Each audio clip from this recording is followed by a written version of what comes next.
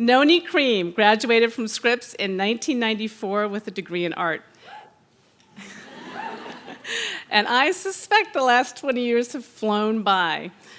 I've heard that Nonie was very much a bold, passionate student during her time at Scripps. Maybe we'll hear a little bit about that, or maybe she'll tell you later. Maybe. But I know that she's going to share her experiences with us in her talk. Her path from Scripps student to building a multi-million-dollar business was far from typical. She combined the knowledge and skills gleaned from her education with what she calls her ferocious spirit to forge her professional success. As the founding creative director of breakout beauty brand Butter London, Nonie was at the helm of product formulation, design, and brand development. With imaginative techniques, bold graphics, and the audacious, cheeky humor that made Butter London brand a modern cult classic. Her work in product design and development, color, and branding helped shape the explosion of the nail industry, making Nonie the one to watch for innovation in the business. This year, she launched a new global beauty company, and we can expect to hear more about that in the months ahead. She has been featured in Vogue, the New York Times, Vanity Fair, W Magazine, Harper's Bazaar, Women's Wear Daily, and dozens of other publications for her work. And Butter London is a 3-free company. The products do not contain the toxic trio, and I understand her new company is going to be at the cutting edge of product safety as well. Nonie is passionate in her message to other women. Find yourself and then be yourself. Success and opportunity are hidden in every facet of our lives, and I hope to share the map with you for finding them. Please welcome Nonie Creme.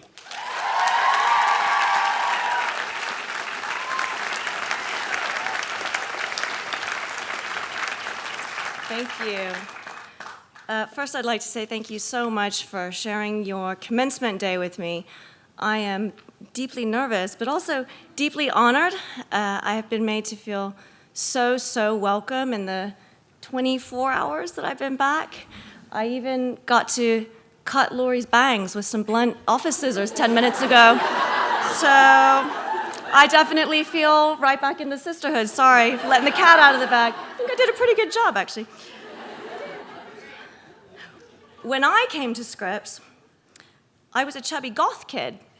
And then I started hanging out at Pitzer, and I became hippie. Next, I discovered LA and all that it had to offer in the way of illegal warehouse gatherings.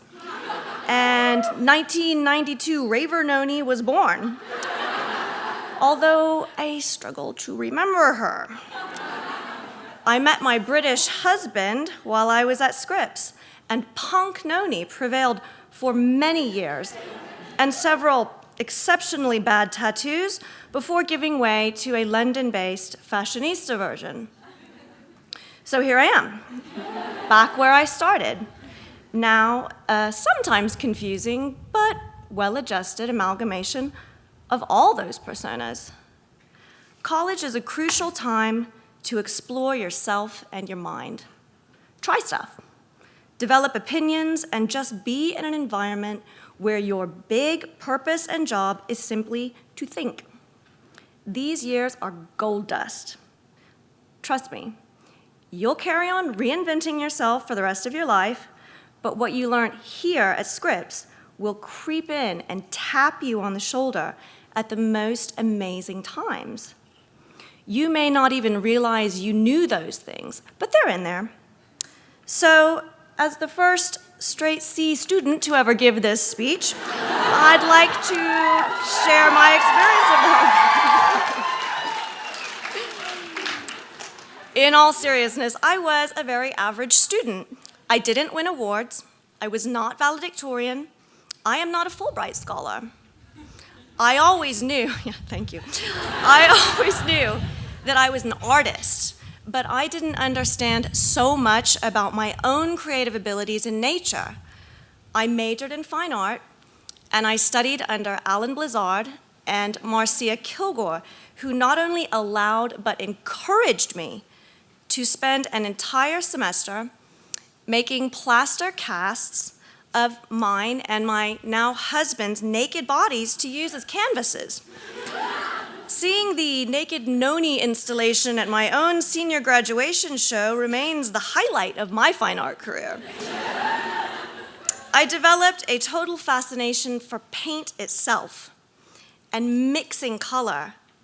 But my big takeaway from all of the painting that I did was that I kind of sucked at it. I was devastated. Here I was, as a wildly creative woman with all these ideas, a very strong vision, and a total inability to express them on canvas, despite exceptional tutelage.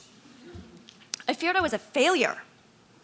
But the information and the experience was finding its way in to my subconscious and taking hold. Those of you that know me and my first cosmetics company, Butter London, know how that affinity for paint itself ultimately became the backbone of my entire career. But I'll get to that. I did excel in color theory, art history, creative writing, and Qigong, thank you, Pitzer. But my passion was for creating, and I felt unsure how to use that, even as I collected my own hard-won diploma. People sometimes roll their eyes at certain majors like, well, what are you going to do with that? And the correct answer is anything I want, actually.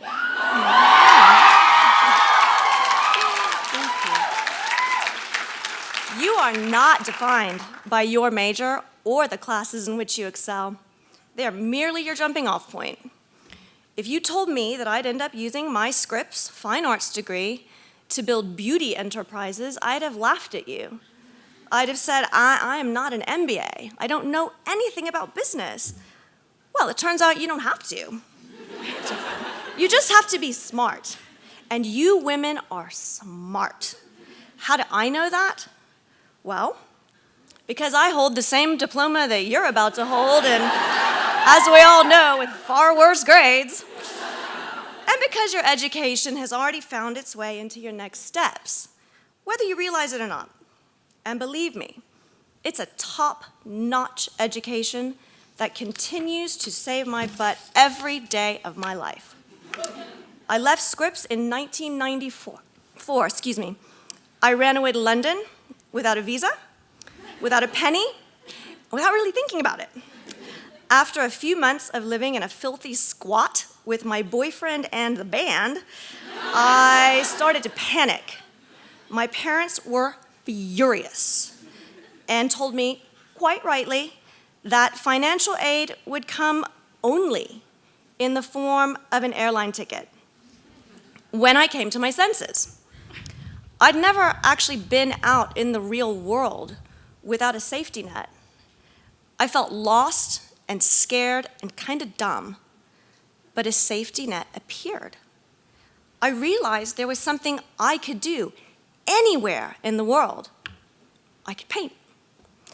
It's not to say I thought I'd race out and land a show at the Tate, but I could hold a paintbrush, and painting nails looked fun and kind of easy, and a visa was not necessarily required, so that's what I did. My first foray into life with my fabulous and expensive education was spent painting nails.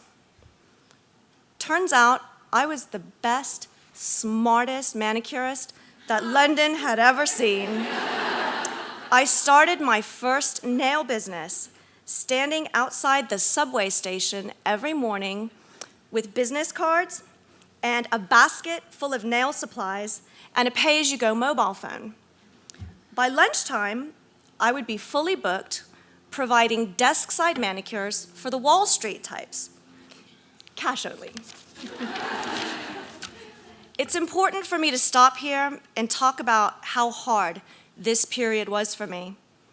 I was 23. I loved what I was doing. The cash was addictive, but my overarching feeling was shame. I was well-educated, upper middle class, and here I was doing this job that required little more than a grade school education and was what people ended up doing when they had no other options. Now, I had no experience of humility at this point in my life, but this time taught me a hugely important lesson. We are not better than anyone else. We have the gift of our Scripps education, but that education isn't a free pass in life. I'm sorry to tell you, you're still going to have to work really bloody hard to succeed. I also learned to listen to myself and trust that if I was happy, the only measure of success that mattered was my own. This is a crucial life lesson because we live in a world full of expectations. Expectations we put on ourselves, expectations put on us by others, and bars that are high and ever rising, especially for women. So enjoy yourselves. Do things that you enjoy. Don't worry about money. Money is only actually fun if you're already happy. And if you're miserable, it makes it much worse. So grow thick skin, ladies, because I challenge any of you to tell the country club set of Houston, Texas, that you are now a manicurist.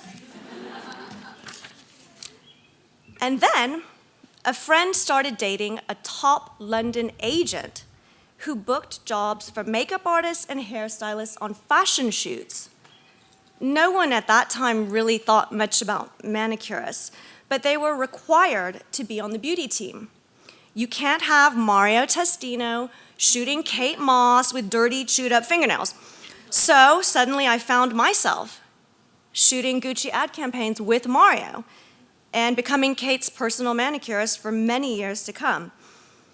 Designers started to request me for the fashion shows and sought me out for my special skill, hand-mixed nail polishes. After all, it's just paint, and that's something I knew a lot about. Fashion and beauty editors were fascinated by my arrival on the scene. And it wasn't because I was great at doing nails, although that kind of goes without saying. It was because I was well educated. I was an artist, and I could speak to my trade with authority and in a voice that they could relate to. I began to get calls from Vogue, asking to interview me on the latest beauty and nail trends. Then I saw my picture in the London Times, W Magazine, Vanity Fair. Editors scrambled for my custom nail polishes, and everyone asked, when will you start your own line? Okay, here's the part where overnight I build a $20 million beauty company, I live happily ever after, and we can all go start drinking. Except it did not happen. Except it did not happen that way. I had to leave an exceptional career, my beautiful home, my husband in London, move to America by myself, live in someone's rat-infested basement for 2 years, and earn less money than all of you will earn when you graduate to start and grow Butter London. I was 34 years old. I have never worked that hard in my life, and I pray that I will never have to again. We were 2 women at the kitchen table. We had $50,000 in investment that we had managed to beg, borrow, and steal. We had 0 experience in startups, but had this killer vision and a relentless belief that we could do this. I taught myself, through painful trial and error, how to manage multiple labs, product research and development, international supply chain, and simultaneously be the face and the voice of our company. I mean, how hard can it be? I literally can't even work an Excel spreadsheet still, and I'm on my 2nd company. Never underestimate a Scripps art major. That said, I also got to conceive and create a brand. Graphics, art, marketing concepts, and I got to mix my precious, precious paint all day. I created my own dream job. It was born right here on this campus. And as I stand here in the throes of my next company, which the press describe as a beauty brand rooted entirely in paint and paint-like cosmetics, nail polishes, even hair dye, I can't help, on cue, but tear up when I look at each of you and wonder where Scripps will take you. Looking back, the line from here to here is crystal clear. But you can't see that as it's happening. That would take all the fun out of it. You're just going to have to trust yourself. The single most important skill that you can take into the next phase of your life is resourcefulness. And you women already have a wealth of resources at your fingertips. First of all, you have each other, and you will continue to call on one another for advice, connections, and support for the rest of your lives. As you move forward and scatter into hundreds of different fields, you will become a crucial network of information and experience for one another. Out of my own graduating class, I am still best buds with a New York journalist, an Italian fashion designer, a high-level Disney exec, and a woman who built from scratch, and with every penny she owned, a world-class extreme snow sports destination with her Pitzer boyfriend, who is now her husband of 16 years. 20 years after graduation, I still call on them regularly. They're my core. They've known me forever. They don't let me get away with anything. The journalist okayed this speech. The fashion designer advised me not to wear the leather shorts I was planning.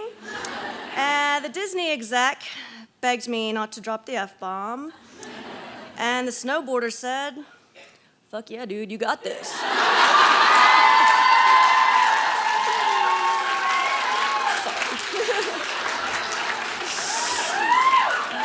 And you know what? You got this. Don't be scared about what comes next. Don't worry about whether you'll set the world on fire. And definitely don't stress out about money. Just stop. Think, as you've been educated to do. And then try some stuff that looks fun and interesting. If you're desperately unhappy, try something else. And so on, until you get it. I'm a late bloomer. Some of you will be too, but let me assure you, I never felt like I was failing. I always thought my life was awesome, even when I was holding a basket full of nail files at the subway station. The only measure of success that matters is your own. Living that, knowing that, you simply cannot fail. So here's to you, the class of 2014, all hail the queens. Thank you.